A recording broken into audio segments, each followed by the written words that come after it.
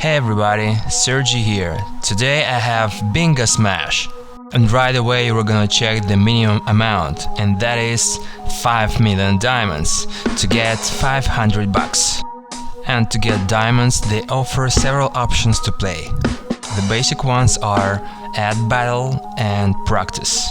As you can see, the more entry fee you pay, the more you can win. Let's look at Practice option. So you can win 50 diamonds for the first place, 30 diamonds for the second place, and 10 diamonds for the third place. And even if you take third place, actually you will lose 10 diamonds, because the entry fee is 20 diamonds. Here's what the game looks like.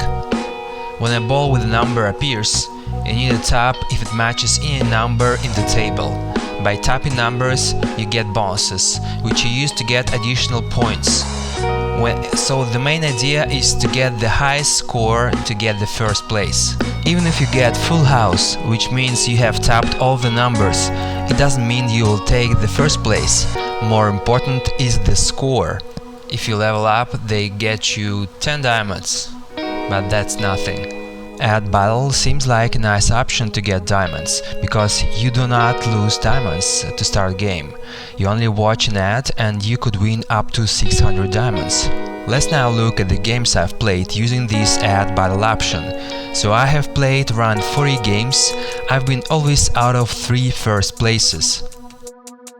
Let's actually assume that you have gone to the stage where you play the very last option, where you can win 12,500 diamonds for the first place.